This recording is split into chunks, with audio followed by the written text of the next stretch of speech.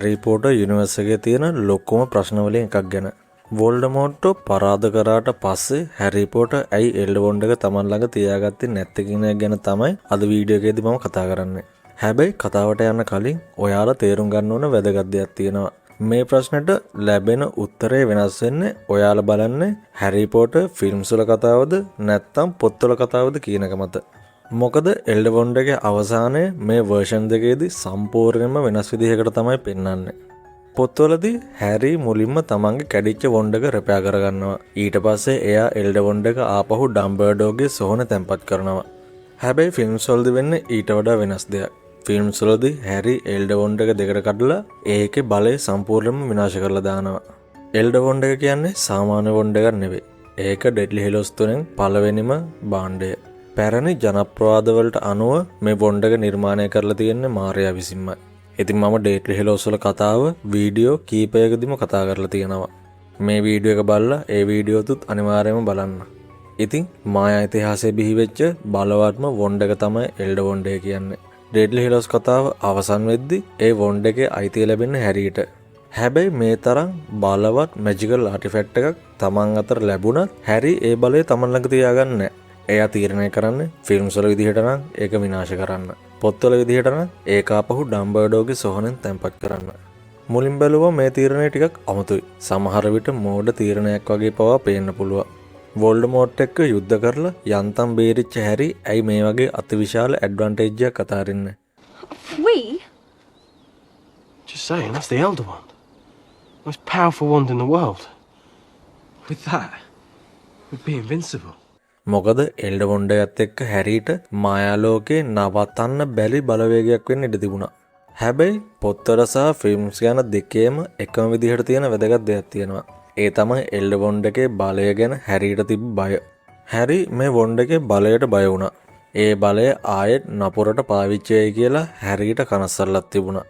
හැරිගේ මේ තීරණය ඇත්තරම තේරුම් ගන්න නම් අපි හැරිගේ බලයත් එක්ක තිබුණු සම්බන්ධය වගේම එල්ඩර්වොන්ඩ් එකේ අඳුරු ඉතිහාසයත් තේරුම් ගන්න ඕන.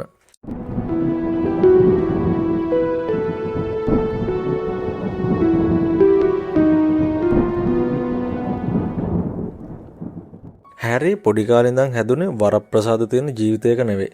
එයා හැදුනේ කබඩයක් ඇතුලේ ආදරයක් නැතුව මිනිස්සෙක් විදිහටවත් සලකන්නේ නැති පරිසරයක. ඉතින් හැරිගේ ජීවිතයට මැජික් කියන දේ එද්දි ඒක හැරිට බලය ගැන දෙයක් නෙවෙයි.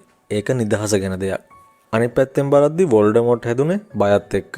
ග්‍රින්ඩර්වෝල්ඩ් සහ ඩම්බර්ඩෝ වගේ අතිදක්ෂ මායාකාරයෝ පවා බලය නිසා වැරදි තීරණ ගත්තා. ඒ වගේම ඒවට ලොකු මිලකුත් ගෙව්වා. හැබැයි හැරිට කවදාවත් ශ්‍රේෂ්ඨත්වයක් ඕනුන්නේ නැහැ. එයා කැමැත්තෙන්ම බීරෙක් උනේත් නැහැ. හැරි සටන් කරපු හැම වෙලාවකම එයාට වෙන තීරීමක් තිබුණේ නැහැ.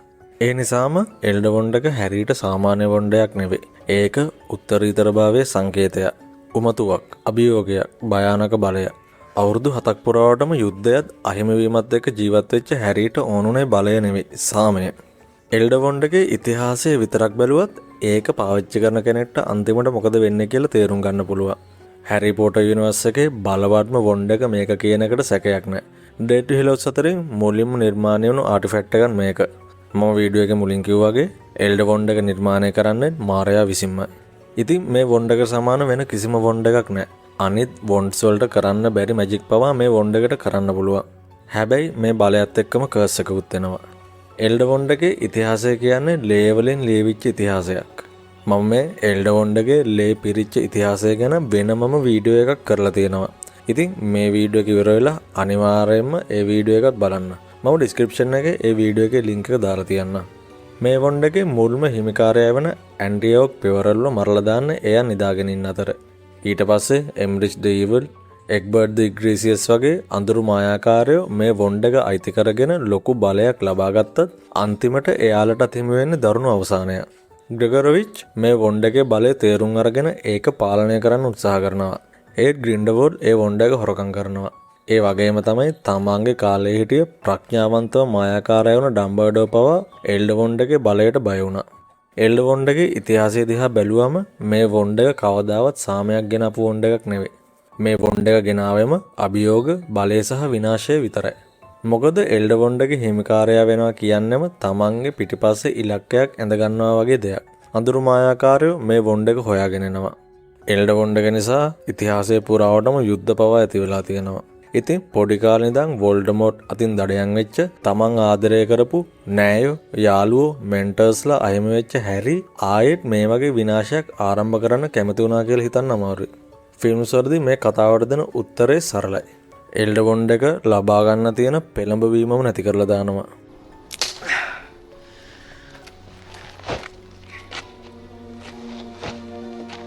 හැරි එල්ඩ වොන්ඩ් එක කඩලා දාන සීන් එක සිනමැටික් විදිහට බැලුවම සෑහෙන බලවත් සීන් එකක්. මොකද එතනදී මායා ඉතිහාසයේ භයානකම වොන්ඩ් එක සම්පූර්ණයෙන්ම විනාශ වෙනවා. ඒකෙන් ඔඩියන්ස් එකට ලැබෙන මැසේජ් එක පැහැදිලි. මොකද එතනදී හැරි මේ අසීමිත බලය ප්‍රතික්ෂේප කරලා වයලන්ස් සයිකල් එක නවත්තනවා. හැබැයි පර්සනලි ගත්තාම මට නම් ෆිල්ම්ස් වල තියෙන මේ වෙනස ටිකක් අමුතුයි. මොකද පොත්වලට අනුව හැරි එල්ඩ වොන්ඩ් එක විනාශ කරන්නේ නැහැ. එයා එක ඩම්බර්ඩෝ එක්කම තැම්පත් කරනවා. අනික මට තව ප්‍රශ්නයක් තිබුණා. හැරි ඒ වොන්ඩ් එක මෙච්චර ලේසියෙන් කඩපුවේ ගැන. මොකද එල්ඩ වොන්ඩ් එක කියන්නේ මෙතෙක් බිහි වෙච්ච බලවත්ම වොන්ඩ් එක. ඒ වගේම අවුරුදු ගාණක් තිස්සේ අතින් අතට ගිය වොන්ඩ් එකක්. ඉතින් මේ වගේ වොන්ඩ් එකක් එච්චර පහසුවෙන් කැඩෙන එක ටිකක් අමුතුයි.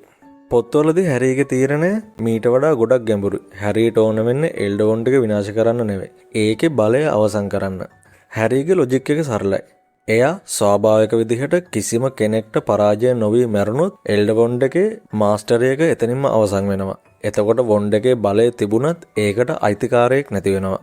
ඒ වගේම මේ තීරණය ඩේට්ලි හෙලෝ ස්මිත් එකටත් හොඳටම ගැලපෙනවා. සහෝදර තුන්දෙනා කතාවේදී තුන්වෙනි සහෝදරයා වෙන ඉග්නෝටස් පෙවරල් මරණය සාමකාමීව බාර ගන්නවා. හැරිත් අන්තිමට තෝරගන්නේ යටත් කරගැනීම නෙවෙයි, මානුෂීයත්වය. ඒ නිසාම ෆිල්ම්ස් වලදී මේ ෆුලි සර්කල් මූවමන්ට් එක ටිකක් නැති වෙලා ගියා කියලා හිතනවා. පොත්වල හැරිගේ මේ ඩිසිෂන් එක තවත් පර්සනල් දෙයක්. හැරි එල්ඩ වොන්ඩ් එක ආපහු ඩම්බර්ඩෝට බාර දෙනවා. ඩම්බර්ඩෝ කියන්නේ බලය වගකීම් සහගතව පාවිච්චි කරන්න උත්සාහ කරලා ගොඩක් වෙලාවට අසාර්ථක වෙච්ච මිනිස්සෙක්.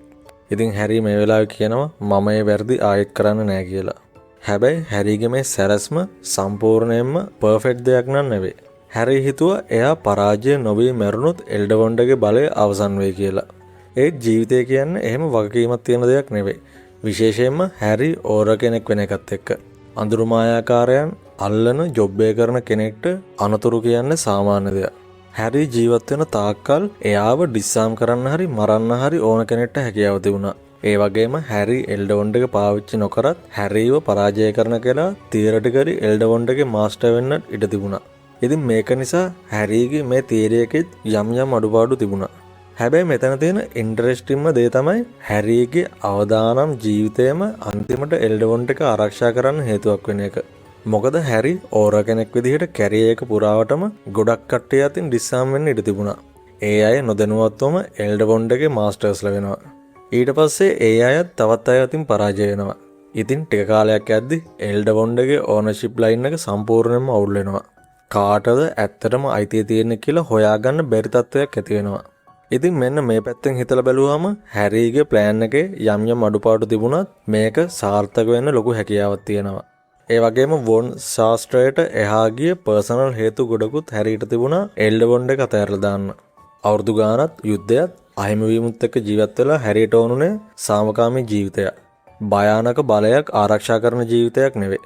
මොකද මම වීඩියෝ එකේ කලින් කිව්වා වගේ ලෝකේ ප්‍රසිද්ධම වොන්ඩ් එක Taman ළඟ තියාගන්න එක කියන්නේ අලුත් සතුරන් Taman ළඟට ඇද ගන්නවා වගේ වැඩක්.